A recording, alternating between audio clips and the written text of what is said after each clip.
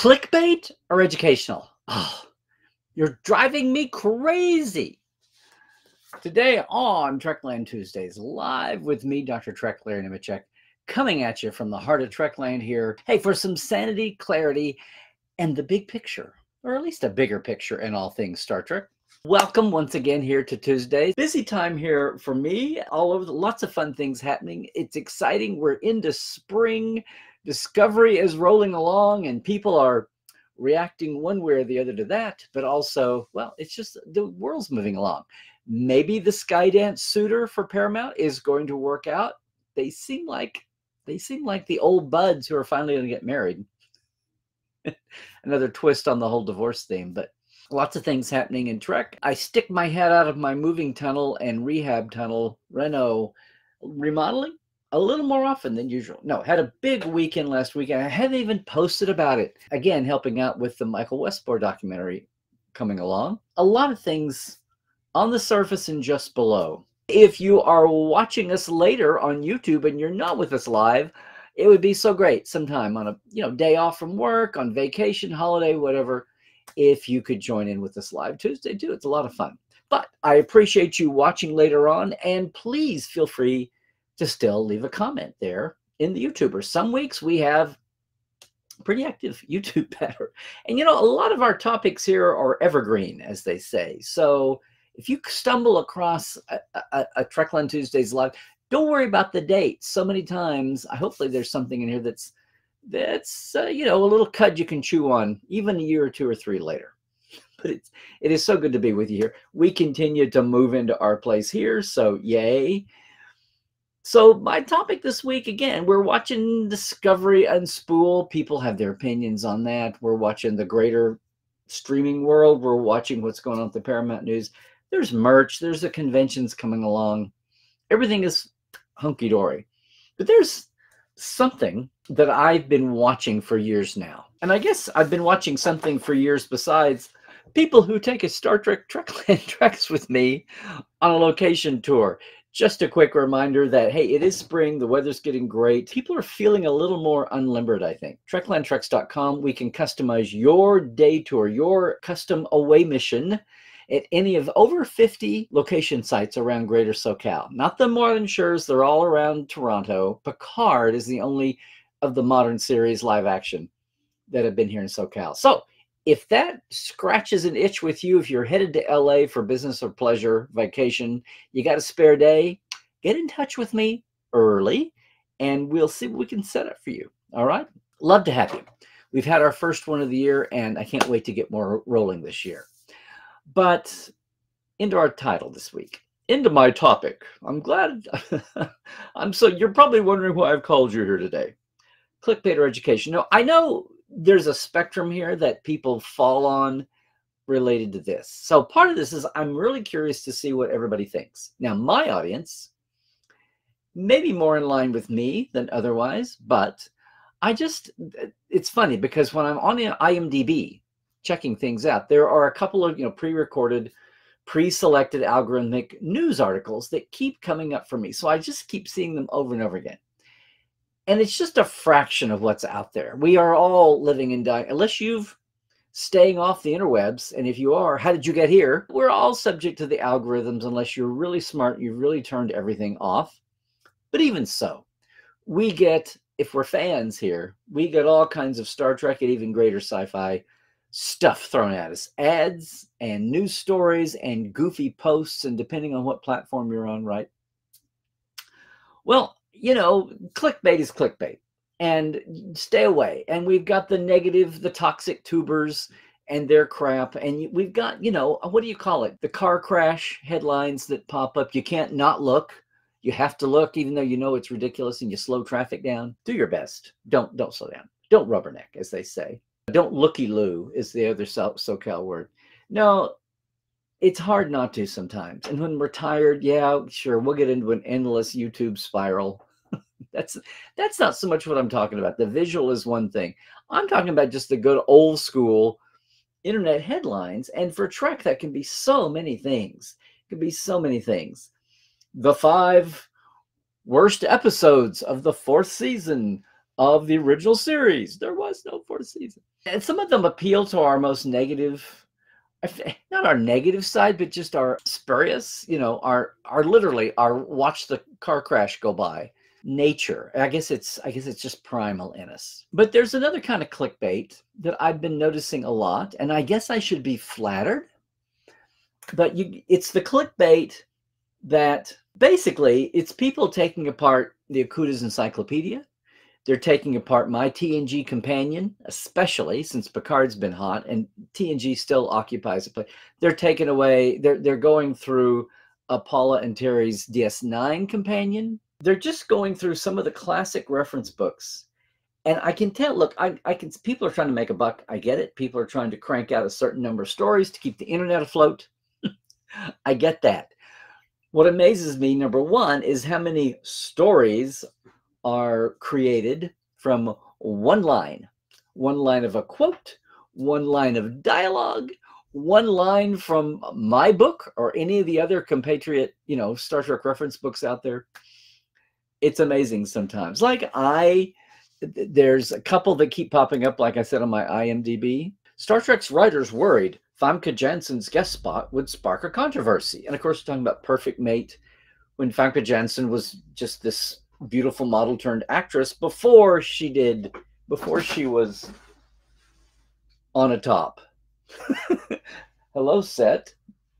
Before she was a James Bond villain, before she was in the X-Men, right? And co-starred with Patrick Stewart again.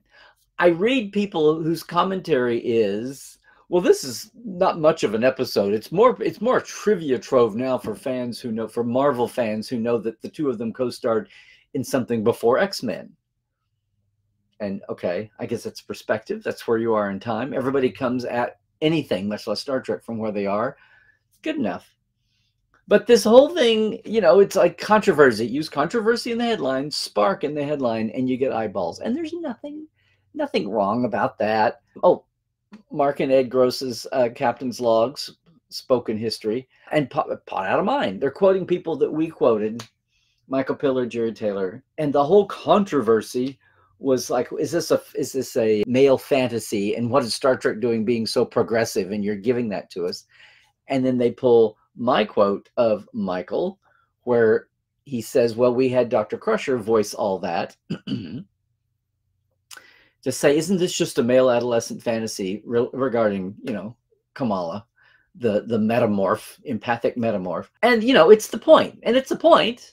And everybody knows it. And it's nobody's fault. This is not a criticism. It gets me that this is a headline that if you're a fan, and if you're a fan in the 90s or you're a fan now, and I know if you're younger, you'd be digitally oriented. And Memory Alpha is all you'd ever need and could hope for. And Memory Alpha quotes from my TNG book and Mark and Ed's book. And DS9 is quoted from Paul and Terry's book.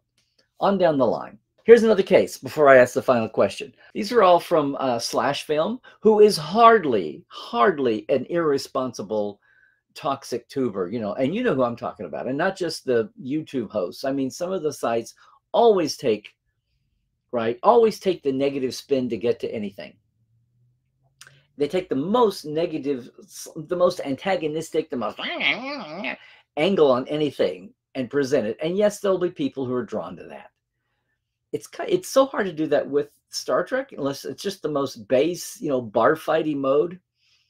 But it happens. But no, there's a lot of others that they're presenting things like this. Star Trek's Up the Long Ladder, Star Trek Next Generations, Up the Long Ladder brought a famous Star Wars planet into Federation space. Oh really? Oh really? This is completely brought up, this Okudagram. An Okudagram from the whole story's headline is meant to get Star Wars people to read in and find out. They just restate the plot in a graph. And the second, this is literally 1, 2, 3, 4, right? 4 paragraphs. The first 2 explain the plot of the episode. And then the third paragraph says a fun piece of trivia is that Yes, it's an Akudagram in joke where they had the HMS New Zealand among a manifest of other ships sent to the planet Alderaan. Okay, right. And what's nice is the whole fourth paragraph says many such tiny background details are discussed in Larry Nemecek's indispensable book, Next Generation Companion, which is great, which is wonderful. Nobody's ripping anybody off, much less me. It's a nice mention. Thank you. Lots of far more irresponsible internet writers never quote their sources, whether it's me or anybody else. So yay. And yet, and then of course they run the Alderaan bit. It's kind of, and he goes into a little bit of the history of Akudagrams and how you can have fun with that, and just looking at those kinds of things. Now, why they're getting into Alderaan and Aldebaran, I guess they're just going on down the line. The point is, my first reaction to all these kinds of stories, much less the more severe, critical, nonsensical ones, I have kind of a weird reaction. Sometimes these things exhaust me.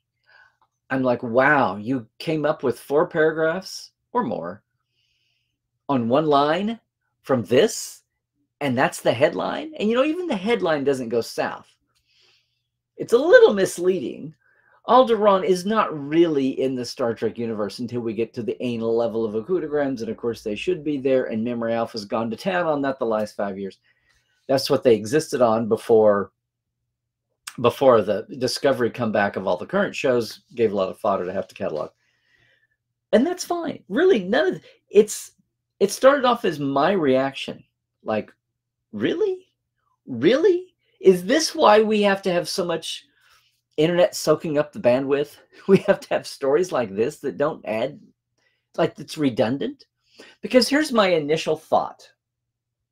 The initial reaction, and since then, I've tried to step back. I always preach this. Try to step back and look at your own blinders, look at your own, ruts. I really sat back and said, really? If you're that much of a fan that this would appeal to you, Alderaan and Star Trek, or Famke Johnson and Famke Jensen, and this part of the show, but also we'll go on about how the two of them were together. I mean, that's fine. We're going to basically take trivia lines out of the bar games, out of the pub quiz, and throw them into stories that take up space on the internet. I know, digitally. And part of me is thinking, okay, well, maybe this is bringing in new people. Someone's eyes catch one of these headlines. They're not negative. They're not bashing. They're not mean-spirited. Sometimes they stretch the point a little bit, like a Star Wars planet brought to Star Trek, only by the slimmest of means. And I think, wow, is that what we need to be taking up bandwidth with? And they'll attract anybody. Apparently there's a reason, because there must be traffic, there must be analytics behind it.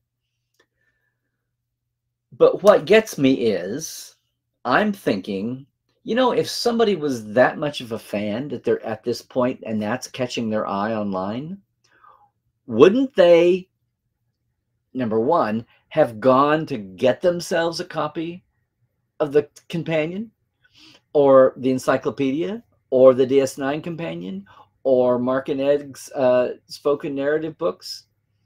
Wouldn't they have gone to get that basic reference if they really wanted it themselves? And then I immediately flip and I go, you know what? A lot of those books are collector's items now. It's tough to get them. And then I think, you know what, though? Almost all of us are deaggregated into Memory Alpha. Used to annoy me, but then I thought, oh, well, that's how things propagate. That's how knowledge is spread. Okay, Memory Alpha. So basically, there's a whole industry now, that points to that, and good, because it's digital. Everybody's carrying it around their hand. That's the culture of the last 20 years. That's where we will be for ages, for decades now. And at least it's disseminating. At least it's getting out to people that way. But do we really have to have do we really have to have promo, teaser, or basically they're like promos, they're teasers to get you to know that fact stored away in that thing? And by the time I get to this point, I'm thinking, oh my God, Larry, how grandpa yelling at the kids on the lawn are you to be at this point? Like, who cares what people see flooding through their channels that the algorithms are sending them if it's Star Trek? As long as it's not the crap of the web, if it's actually some upstanding factual information that's interesting, Who the hell cares, Larry? Let them see it. But there's a piece of me that when I see so many million, even helpful articles out there, I just think, oh, I don't say what a waste of time, but what a waste of bandwidth. We could be going on to things that aren't just taking one line at a time and putting it on a little dessert plate for everybody. So yes, this week, with everything else going on in Trek, and there's lots of things to talk about, and you know what? I hope we can. I hope everybody brings up whatever they want to in the chat this week. But this is a little thing that stuck in my craw for years. And even as, again, I have this internal debate, this internal discussion going on about, snap out of it. This is the way people learn. Again, I come back to this week's title. Is it clickbait or is it really educational? Maybe after 8 or 10 or 20,000 of these, 47 million, maybe someone is motivated to finally go and buy that book, even if it's out of print and they have to go, eBay it, Etsy it, find it in there, actually go and find it in a physical old used bookstore, win it as a prize in someone's contest. Maybe that's the end game. Maybe that's the end result, but I guess, and maybe the culture has shifted where that doesn't seem like it's the primary way. I just go back to, if someone was enough of a fan to be caught reading headlines like this in their daily feed of whatever platform they're on, if they're enough of a fan that turns up, wouldn't they have that already? And, maybe I'm going into the weeds with this. In fact, I know I'm going into the weeds on this, but not everybody, despite the trends I feel sometimes, not everybody immediately watches 3 episodes of a Trek series and then leaps up to go buy the physical Dead Tree Media version of the book about it. Sometimes that takes a while. And Star Trek is not as rare as it used to be. It wasn't as unique a club as it used to be. Whether that was cool or you had to defend it. Either way. And Star Trek's just, much more mainstream, and we know that. We love seeing Star Trek pop up as the marching band medley at football games, as questions on Jeopardy. I mean, you name it. Signs of Star Trek breaking into mainstream. And even breaking into mainstream from franchise world, from genre world, on the order, approaching the order that Star Wars does. Or Marvel, DC. Comics, what have you. It's great to see Star Trek kind of closing the gap that way, as they, and financially and just commercially, as the other franchises stumble a little bit and wobble, and Star Trek keeps pouring it on. And if you saw the news story this week, pouring it on, hopefully without too much of a wobble, when the next iteration of Paramount Global's ownership does finally manifest, does finally happen. If it stays with Skydance, apparently Paramount Plus and the streaming model will stay healthy. Of course, the world is still trying to figure out exactly what a healthy streaming model looks like, but whatever that is, it seems like there's a lot of sympathy for how obvious do you have to be to know that Star Trek is obviously one of the money makers, for the corporation. So we're all watching that, and we've got the big picture. And meantime, yeah, our threads, our feeds are still flooded. Our phone scrolling is still going to have shows pop up. And again, I should be grateful that we've got positive, or hell, just factual stories popping up. How many times do you go down a rabbit hole just for a minute or two and then realize what you're reading is garbage? The Trek that anything. But I'm talking Trek here. It's just garbage. And you wish you could just push the big cancel, like get out of my universe button, but you can't.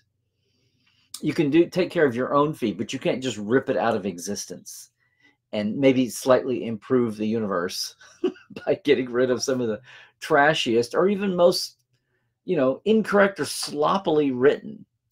Now, the pieces I talked about here are not that way. It's just this idea of taking one little line, even though it's informative, and blowing it up into a whole 4 or 5 paragraph story. Again, that's some writer trying to make their pennies on the dollar. They're woefully underpaid pennies, probably, filling out a quota to fill up a news site on it. And, you know, we should be glad that Star Trek is turning up at all after the last couple of decades we've had. Wow, it's coming up on 20 years since the cancel. We're another year away from 20 years since Enterprise was canceled and the Berman era ended and everything blew up and fandom was so depressed about it. Which means that we've had a whole generation coming along, or maybe 2 generations of fandom that have no memory of what that was like. So yeah, the clock is ticking. The years are going by. Your Star Trek, your fandom is always your own personal point of view, right? You can't let anyone else tell you that. That's why gatekeeping is so ridiculous. And I always love it when the trends change. And so just as the boomers give way to the Xers, eventually the original series bulk fandom gave way to next gen, just purely by numbers in the passing years. And eventually the next gens are going to give up to a very splintered fandom, DS9ers even, but even the shorter shows, which have to work harder. When you can't put out 26 episodes for 7 years, you got to work harder to get into the memory well of people. And we'll see. But of course, you just stream constantly without having to go buy tapes or wait for reruns, God forbid. So I don't know. What do you think? What do you think? Am I overreacting here? Has this ever bugged you? Have you ever sat and watched a scroll and thought, really? This is a story? Or did my old good old, well, yeah. Well, yeah. Because just like me, I hope you remember to realize that there are always new eyeballs coming to Star Trek. Thank goodness. That's what we want. There are always younger or even just newer fans of any age. I resist always saying younger. Newer fans who come in and they've been around the block a time or two. They love what they love, but they have not been around the block 47 times. And they may not be down to that level of wackiness. Somewhere along the way, I'm thinking they're quick to get on the path to going and buying a book of their favorite series. Get some behind the scenes. And don't just rely on somebody aggregating it and, you know, plucking the feathers and fluffing up the nest at Memory Alpha. Go read it for yourself and get the context of it. And then remember the context of the year it was, whether it was making a Star Trek in '68 or it was David Gerrold's books in the '70s, Tribbles and the World of Star Trek, or it was my book in '92, 5 seasons in on Next Gen. Or whatever of the reference books, the classic ones, on the ones to come.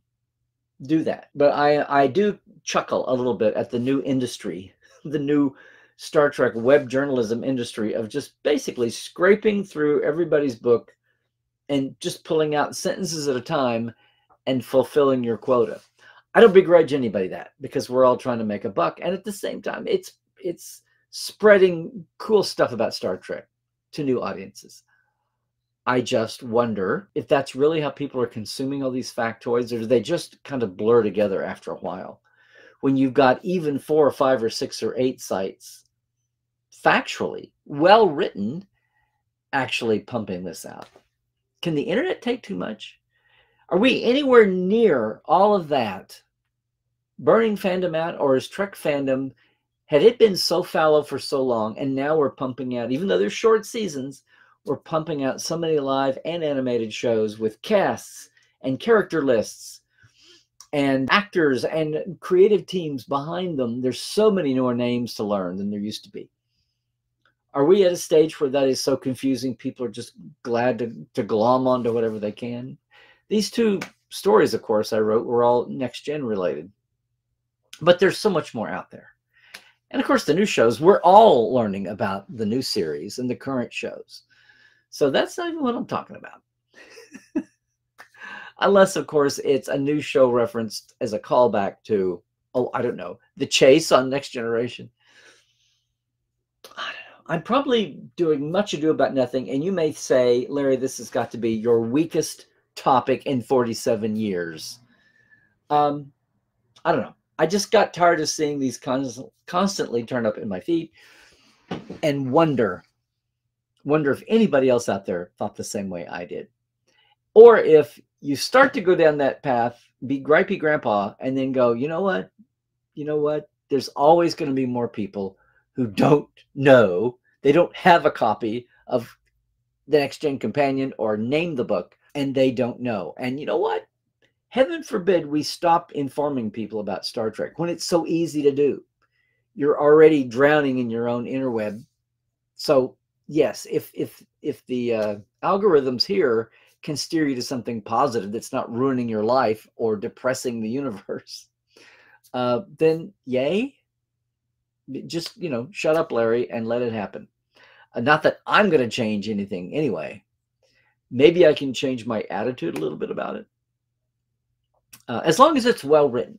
Again, no saving graces here for the crappy stuff that's sloppy and totally misses the point. But for the well-written, I guess everything in its time. And I guess these days when we went so long without Trek, and now we have so many flavors, not all of which is to everybody's liking, enjoyment level, but you have so many flavors on the buffet that there's so much being generated. There's just so much Star Trek in the ether, and people who are not fans yet, and a lot of people who may not even realize how much they could use Star Trek. They're in a personal crisis. They're having relationship problems, even if it's family or friends. And something about Star Trek comes along, an episode or someone's analysis or commentary about an episode, or just somebody the hell enjoys prop making. And they just want their damn reference for their prop or their spaceship or their costume, uniform, whatever it is. Heaven forbid I stand in the way of letting new eyeballs find their way to Trek. Maybe I've just yapped about this for 20, 30 minutes for nothing, but it still feels good to get it off my chest. And if nothing else, a little bit about some aspect of privilege. Well, how nice that you knew that already. Many people don't. Let's not ruin it for them, shall we, Larry? Okay. I still have, at times, a vibe of some of these things, especially the dicier written from the dicier sites, being on the clickbait side. And somebody is making money from Captain Obvious or even Commander Obvious. I don't know. That's where I feel better for getting this off my chest after all these years. And I must say, the level of the clickbait is improving. It's so much better than it's been over the last decade. Seems like we're in a little bit of a renaissance about informative Star Trek articles that catch your eye in the headline. I think the quality may be increasing. Maybe that's where competition is a good thing.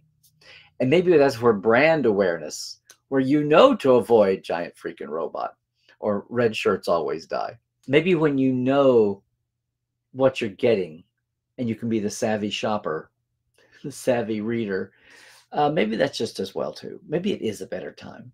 I think it is. I think we're living in a much better Trek time than 3, 4, 5 years ago. Did that push a button for anybody?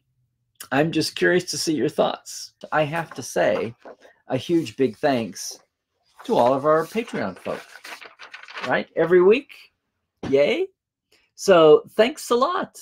Diana Hopkins, Robin Wilson, Lawrence Todd, Joshua Patton, Justin Porteous, Glinda Bruton, Chris Jiggins, Pranakasha Productions, Comedy Forecast, and Andrew Jasimski, and our live wires there. Robert McLean, Byron Bailey, J.R. Poole, Habir Gunjansen, Alan Hwenzi, Dave Gregory, Tobias Rex, Donna S. Runyon, Greg Wickstrom, and Casey Shafsky, of course.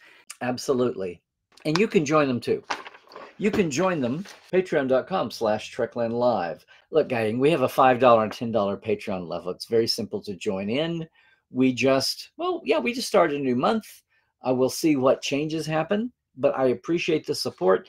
Patreon's still, I think, the major way people can support their favorite creators of all kinds.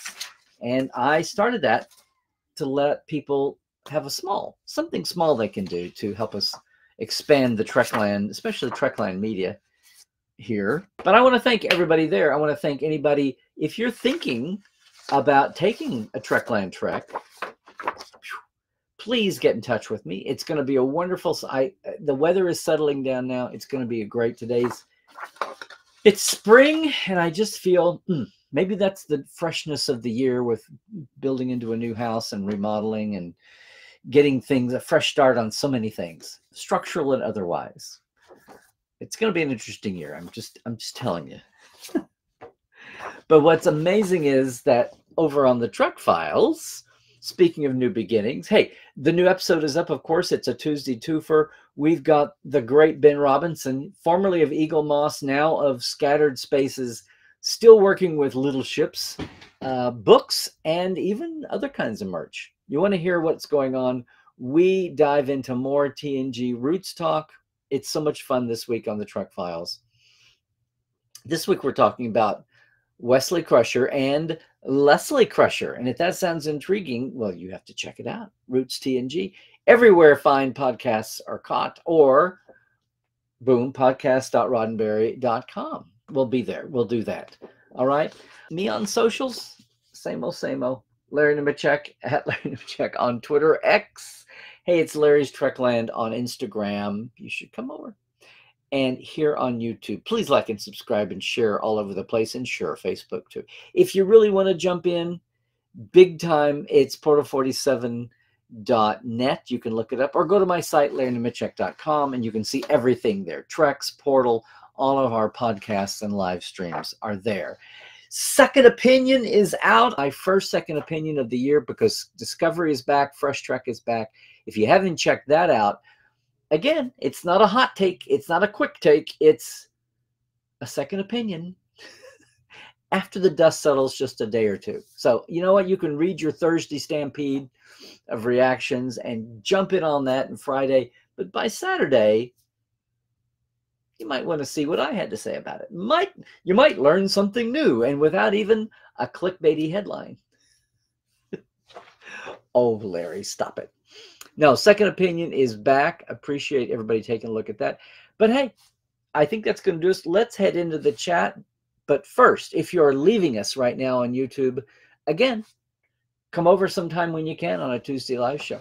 But if you are heading off on YouTube, like and subscribe, please. Leave a comment below. And until next week, please, please, please take care of yourself. Read all the things. Stay healthy. Stay woke. Check the sources before you get too upset about what you read. And then remember, you might actually learn something new if it's actual. Guys, gals, peeps, just, trek well, everybody.